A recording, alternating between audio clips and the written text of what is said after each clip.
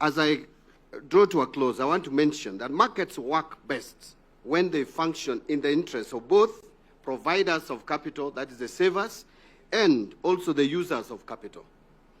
So for it to work, it must be a win-win situation. And that is why sometimes I need to be forgiven when I tell off and use some unkind words to some individuals who are applying pedestrian economics.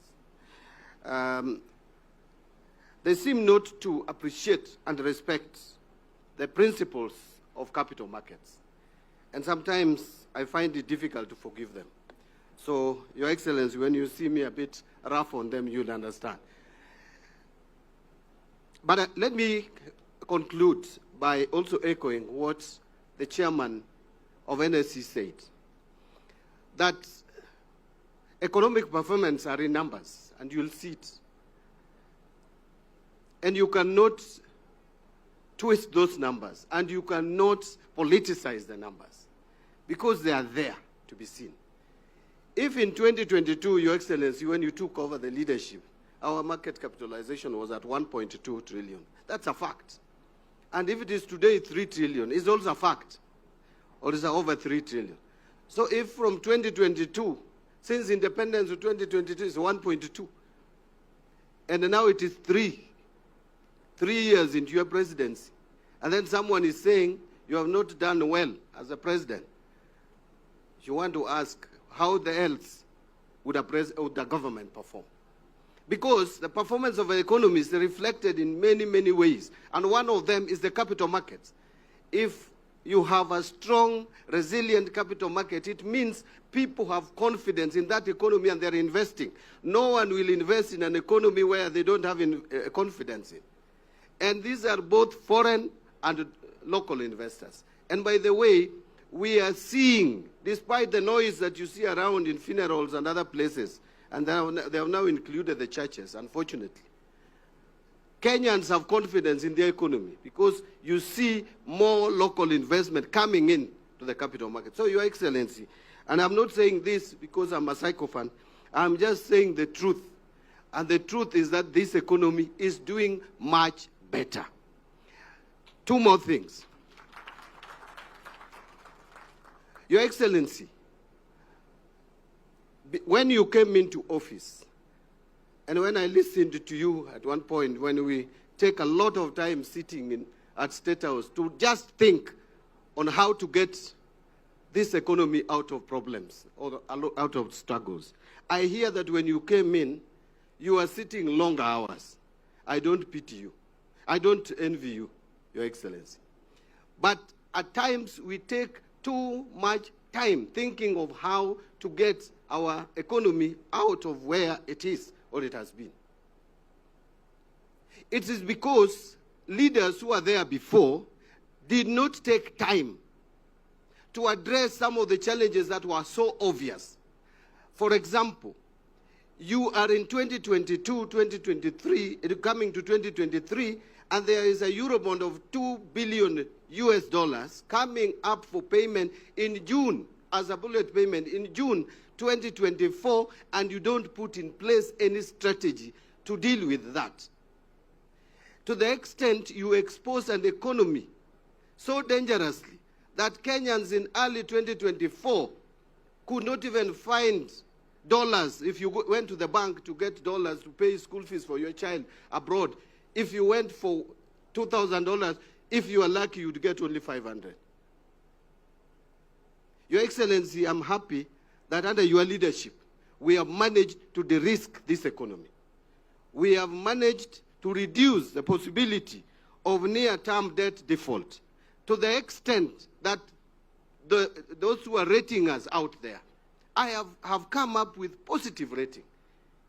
It's not a coincidence that Moody's have said now we have a stable economy. So if people are out there saying that the economy is in shambles, economy is on its knees, yet we are rated as having moved from CAA1 with positive outlook to now B3 with the stable outlook. So what else, what evidence do you want? Lastly, Your Excellency, you know sometimes it's very interesting to work the public We have been told a number of times, kindly put money in people's pockets. That the purchasing power of people has dwindled. Now, when we say, looking at our population, looking at those who are employed, we go for those who are at the lower cadre, because you campaigned on the platform of bottom-up economic transformation agenda. I was not with you in that, but I am now a student of that, and I've learned very well. I understand the bottom-up economic transformation agenda. Now, those who are earning 30,000 and below, we are saying should pay zero tax. And by the way, it is not just those who are earning 30,000 and below. Any money that you earn, which is 30,000 and below, even if you are earning $1 million, your 30,000 will also not be taxed. And then someone says that is not good enough. Look at how much that 6,000, from 24,000, which is not attracting tax today, to 30,000, is 6,000. Tax on 6,000 was 25%, a quarter of it, 1,500. Then someone is saying that is nothing. It is nothing to you because you are earning $1 million. But the person who is earning 30,000, it is a lot to give back that person 1,500. So wacha madarau, wacha kudarau hao watu. They feel it, and by the way, when I meet police officers, they are very happy. They are very excited with us, Your Excellency. The teachers who are earning 30,000 are very excited. And we have even gone a step further to propose that even the next 20,000, instead of taxing it at 30%, we tax it at 25%. That is another 5% off. That's another 1,000 shilling. It is nothing to you because your lunch is 10,000. But that person who survives on 6,000 per week, adding them 2,000, 3,000 is a lot of money. And that is what we intend to do. We want to give money to people who want to, we think if they get that money, it will make a difference. Lastly, if you say it is campaign, it is okay. Even you are campaigning.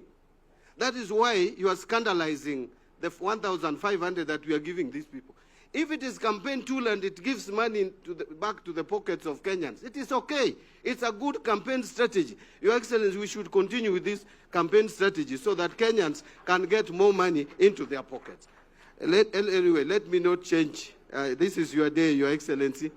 Let me not make it my day. I have my days elsewhere. I've been doing a lot of public participation on Safaricom. I think Kenyans have generally agreed now that we need to divest in Safaricom, create a pool of wealth to put into our national infrastructure fund and do bankable projects, public infrastructure projects. We have also done quite well in KPC. Kenyans, I'm sure, are buying shares in KPC.